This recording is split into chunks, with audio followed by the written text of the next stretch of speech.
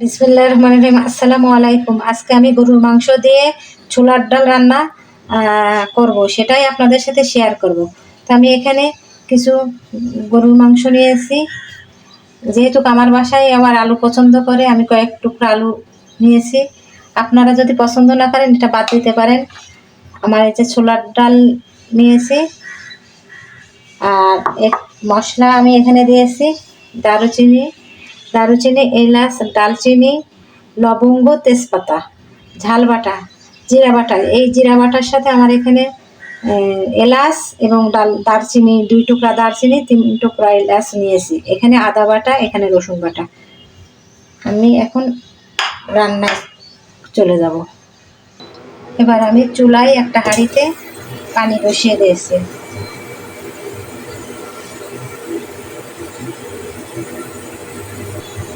পানিতে আমি 2 টুকরা তেজপাতা, 2 টুকরা দারুচিনি, 2 টুকরা এলাচ, লং দিয়ে দিলাম। পানিটা আমার ফুটে গেছে, আমি একটু কাঁচা ঝাল দিয়ে দিলাম। এখন আমি এই গরম পানির ভিতরে এই ছোলার ডালটা ধুয়ে রেখেছি ভালো করে, এটা আমি দিয়ে দেবো। আপনাদের সাথে আমি রান্না করতে করতে কিছু টিপস শেয়ার করবো। এখন আমি একটু লবণ দিয়ে দেবো, কিছু আদা বাটা দেবো। এই ছোলার ডালটা আপনাদের সাথে একটা টিপস শেয়ার করছি।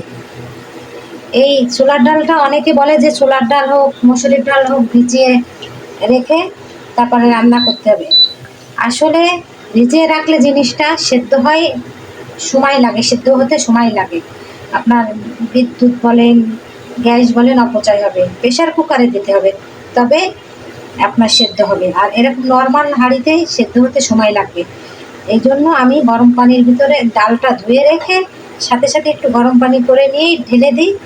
আর এই যে সব হালকা মশলা দিলাম কেন, আসলে ডালটা সিদ্ধ হওয়ার পরে আর কিছুই ঢোকে না। এই জন্য সব হালকা হালকা মশলা দিয়ে আমি ডালটাকে সুন্দর করে সেদ্ধ করে নেব, আদা সেদ্ধ করে নেব। তাইলে আমার সুবিধা হবে গরুর মাংসের সাথে কষানোর জন্য। আমি কিভাবে রান্না করি আপনারা মনোযোগ সহকারে দেখেন। আর একটা টিপস, সেদ্ধ করার সময় হলুদ দেবেন না। হলুদ দিলে ওই জিনিসটা সেদ্ধ হতে সময় লাগবে।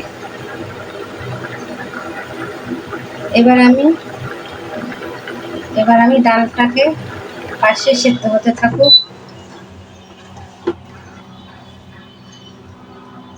এবার আমি একটা কড়াই নিয়ে নিয়েছি, কড়াইতে আমি তেল ঢেলে দেবো।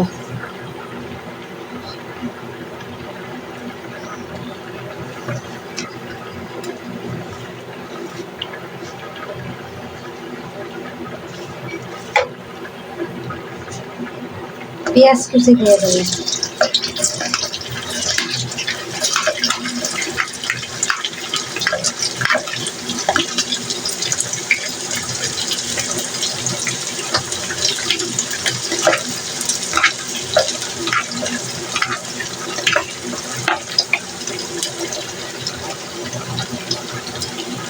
তেজপাতা দিয়ে দেবো, গোলমরিচ, লং দিয়ে দেবো।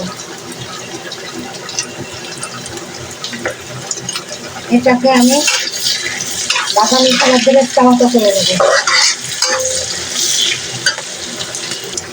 আপনারা এই ডালটা আগের থেকেই, আপনাদের একটা চুলো, যাদের, আমার 2টা চুলো আছে, আমি সেই জন্য পাশাপাশি বসাই দিয়েছি।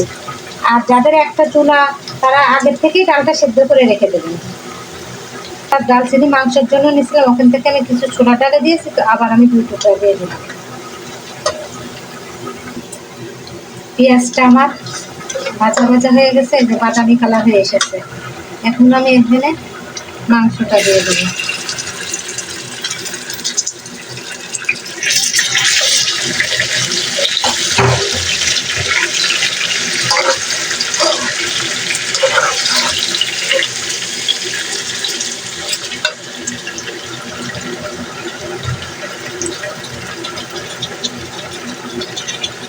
প্রথমে লবণ দিয়ে দেবো,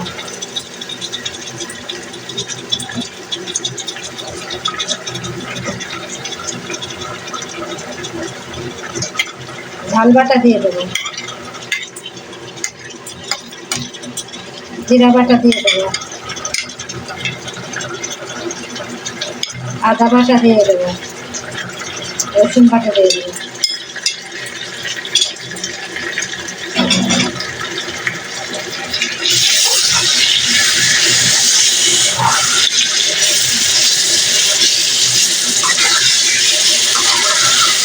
এখন আমি হলুদ দেবো না। আর একটা টিপস আপনাদের সাথে শেয়ার করছি, যেহেতু আমার অল্প মাংস, এখন আমি হলুদ দেবো না। হলুদ দিলে মাংসটা বেশিরভাগ আসতে দেরি লাগবে, মানে সেদ্ধ হতে একটু সময় লাগবে, এই জন্য আমি হলুদটা করে দেবো। এখনও কিন্তু আমি হলুদটা দিই, এটা দেখেন এখানে কালারটা দেখা যাচ্ছে, মশলাটা একটু ভাজা ভাজা হয়ে যাচ্ছে, এই যে নিচে বেড়ে যাচ্ছে। এখন আমি এতে কষানোর জন্য একটু পানি দিয়ে দেবো, ঝালের পানি ছিল।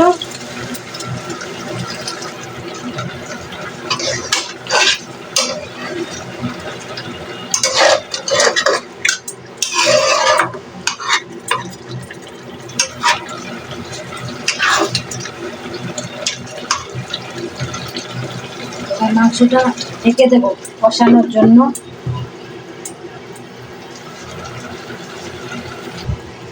এই যে আমার ডালটা সেদ্ধ হয়ে গেছে, আদা সেদ্ধ হয়েছে, এখনো শক্ত আছে।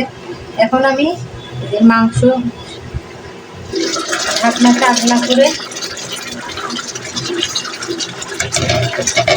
ঢেলে দেবো মাংস। ডালটা আমি এদিকে ঢেলে দিয়েছি, আমি একটু গরম পানি করবো মাংসে দেওয়ার জন্য। হয়ে গেল, এখন এর সাথে একটু কষানো হচ্ছে, ডালটাও আমি মাংসের সাথে কষিয়ে নেব। এইবার আমি এই যে আলুটা ভাজা দেখাতে পারিনি, এই যে আলু ভেজে রেখেছি সেটা দিয়ে দেবো।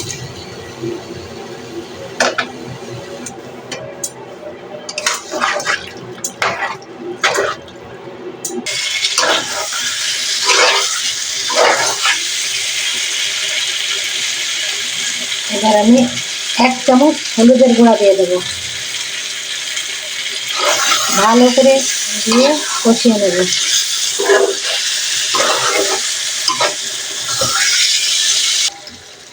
আসলে ভালো করে কষিয়ে নিতে হবে, একদম অনেক কষাতে হয়, সুন্দর টেস্ট আসার জন্য ভালো করে কষাতে হয়। কষানোটা দেখেছেন, কালারটা আর কষানোটা দেখেন।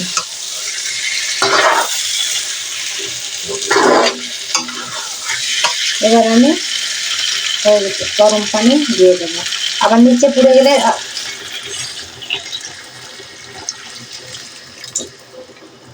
পুরো ফ্লেভারে চলে আসবে, এই জন্য কষাতে হবে কিন্তু যেন পড়বে না, এইভাবে কষাতে হবে। আমি এখন এই যে ঝোলের পানি দিয়ে দিলাম, এটাকে আমি ঢেকে দেবো।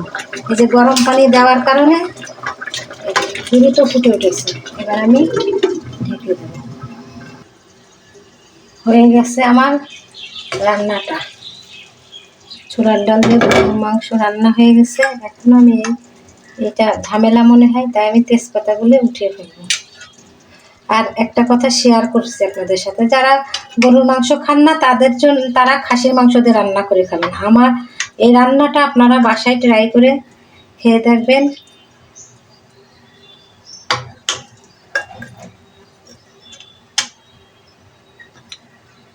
তেজপাতাগুলো ঝামেলা মনে হয়, তাই উঠে। আর এই যে একটু ঝোল রয়েছে না, এটা কমে যাবে, টেনে নেবে, আলু আর ডাল টেনে নেবে। এইভাবে রান্না করে আপনারা বাসায় ট্রাই করবেন।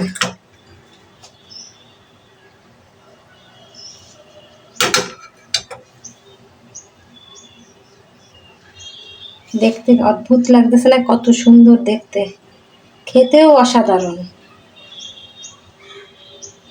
আল্লাহ হাফেজ।